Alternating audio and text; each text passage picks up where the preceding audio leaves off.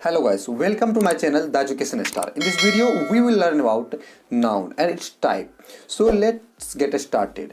इस वीडियो में हम नाउन के बारे में जानेंगे जिसका हिंदी अर्थ होता है संज्ञा, और इसका डेफिनेशन जानेंगे, नाउन होता क्या है, कितने प्रकार के होते हैं और सभी के बारे में जानेंगे। तो चलिए शुरू करते हैं। अगर आप इंग्लिश सीखना चाहते हैं तो चैनल को सब्सक्राइब कर लीजिए, वीडियो को लाइक कर दीजिए क्योंकि वीडियो अच्छी होने ही वाली है। तो सबसे पहले जानेंगे नाउन कहते किसको है, व्हाट इज नाउन। देखिए नाउन इंग्लिश में इसका डेफिनेशन होगा noun is A naming word, अर्थात नाम को ही संज्ञा कहते हैं। जैसे कि आप इस वर्ल्ड में, जैसे कि वर्ल्ड भी एक तो नाम ही है इस दुनिया का, तो किसी ना किसी चीज़ का नाम हम सुनते हैं।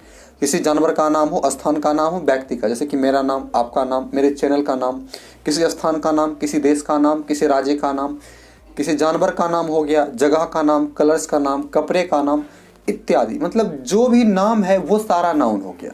एग्जाम्पल मैं आपको दे रहा हूँ, जैसे कि राम, श्याम, मोहन, गीता, सोहन किसी व्यक्ति का नाम हो गया, अब उसी को बोलते हैं boy, girls, mother, sister, brother, ये सारे हो गया। उसके बाद जानवर के नाम में काव, बफेलो, गॉट, ये सारे जानवर का नाम में। कलर्स में red, white, blue, green, purple, ये सारे कलर्स का नाम। प्लेस में आ जाइए, जैसे कि पटना, दिल्ली, इंडिया, अमेरिका, अनेक सारा स्थान का नाम है। तो जो भी नाम आ जा रहा है वो सब हो गया संज्ञा, जो भी नाम है। ओके, क्लियर है। तो चलिए अब समझते हैं how many types of noun. अगर कोई प्रॉब्लम है तो कमेंट बॉक्स में लिख दीजिए। तो there are 5 types of noun. Noun 5 प्रकार के होते हैं। प्रॉपर नाउन, यहाँ पर आप देख सकते हैं ध्यान से, proper noun, common noun, collective noun, material noun, abstract noun. फिर से समझते हैं, proper noun, common noun, collective noun, material noun, abstract noun. ये पांचों नाउन आप समझ चुके हैं। नाउन 5 प्रकार के होते हैं। अब सबसे पहले है प्रॉपर नाउन, तो हम जानेंगे प्रॉपर नाउन के बारे में। What is proper noun. Hindi में इसको कहते हैं व्यक्तिवाचक संज्ञा। व्यक्तिवाचक आप समझिए, हिंदी में इसको समझिए, फिर इंग्लिश में डेफिनेशन आपको यहाँ पर दिख जाएगा, आप उसको नोट कर लीजिएगा। देखिए हिंदी में प्रॉपर नाउन व्यक्तिवाचक। अभी यहाँ पर जैसे कि मान लीजिए 5 लड़का रहे, यहाँ पर मान लीजिए इस जगह पर 5 लड़के खेल रहे हैं, उधर से किसी की मम्मी बुला रही है तो उसके नाम से बुलाएगा। मान लीजिए पाँचों का नाम रख देते हैं ABCDE, 5 नाम है। अब बुलाया जाएगा डी, तो इसमें से जो डी होगा वही जाएगा, ना कि सब जाएगा। अगर यहीं पर कोई और व्यक्ति आकर के बोले लड़के चले आइए, तो आपको लगता है कि कोई एक जाएगा। लड़के में तो सबका बोध हो गया।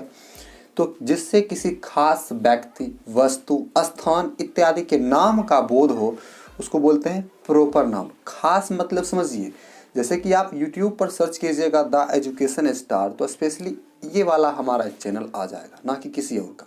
अगर आप डायरेक्ट सर्च करते हैं चैनल तो बहुत सारा चैनल आ जाएगा, लेकिन कौन सा वो उसमें फिक्स नहीं होगा। सो मतलब जब किसी खास व्यक्ति को हम बुलाते हैं तो उसके नाम से, जैसे कि राम तो राम आ जाएगा, सीता तो सीता आ जाएगी, समझ गए आप। तो जिससे किसी खास व्यक्ति, वस्तु, स्थान के नाम का बोध हो उसको नाउन कहते हैं, उसको प्रॉपर नाउन कहते हैं। अब एग्जाम्पल के तौर पर अगर आपको कहा जाए दिल्ली, तो आपके दिमाग में लाल किला, इंडिया गेट का चित्र बनने लगेगा कि दिल्ली मतलब वही राजधानी।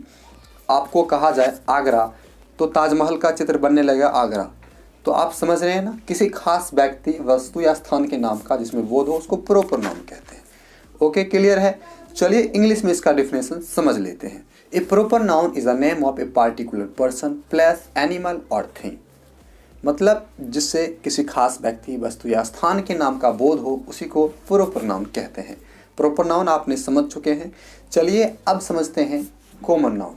तो देखिए कॉमन नाउन को हिंदी में बोलते हैं जातिवाचक संज्ञा।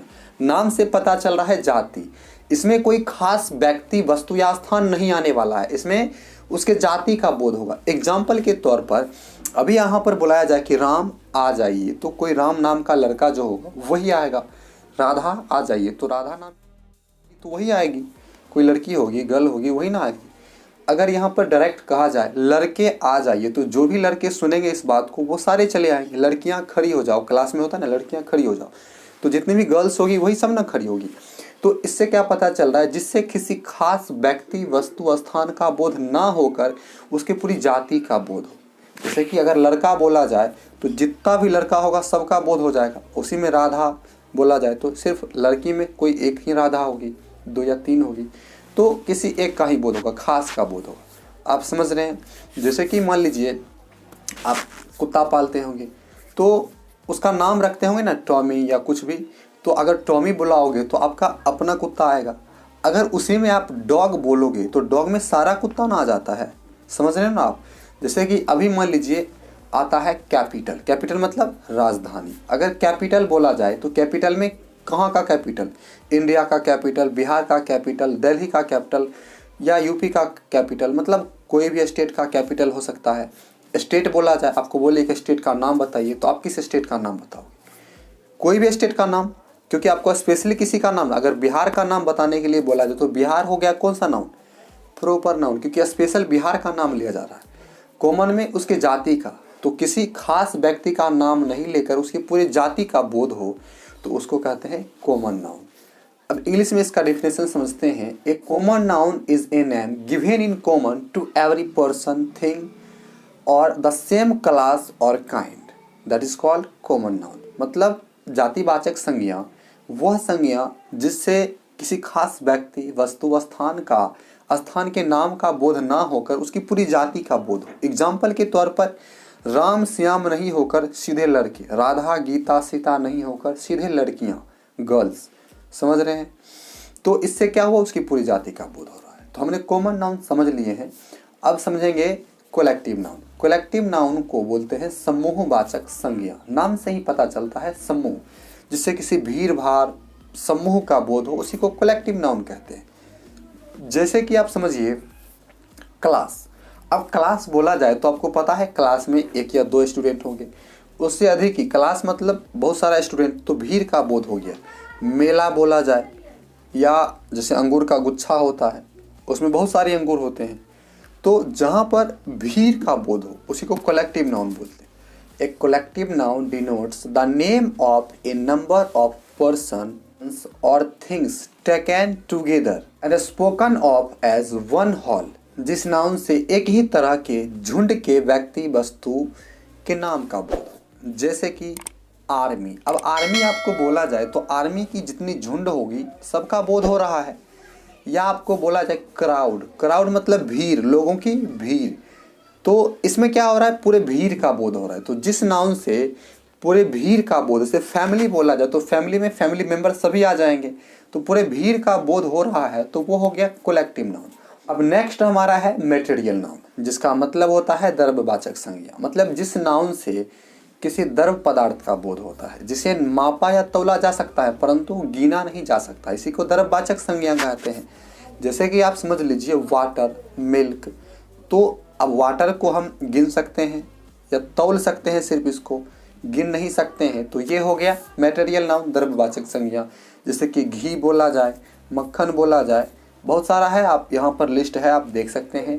तो ये सारे हो गए मटेरियल नाउन। इंग्लिश में इसका डेफिनेशन होगा a material noun denotes the name of a material substance which is measured और वेटेड बट नॉट काउंटेड। मतलब जिस संज्ञा से किसी द्रव्य पदार्थ का बोध होता हो, जिसे मापा तोला जा सकता है परंतु गिना नहीं जा सकता, उसे द्रव्यवाचक संज्ञा कहते हैं।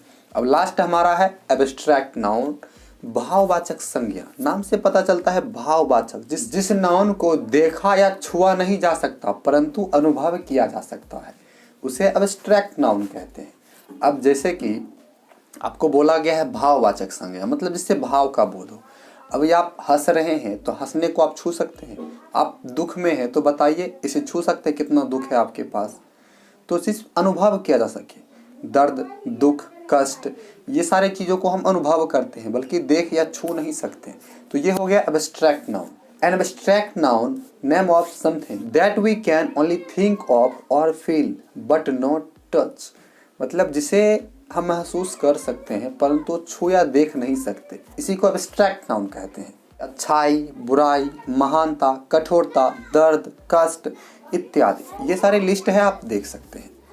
तो ये था एब्स्ट्रैक्ट नाउन। अगर अभी तक आपने पांचों नाउन को ध्यान से देखा होगा तो इस क्वेश्चन का जवाब आप तुरंत दे सकते हो। तो अभी आप जवाब दीजिए कि वाटर कौन सा नाउन है, कमेंट बॉक्स में ज़रूर लिखिए।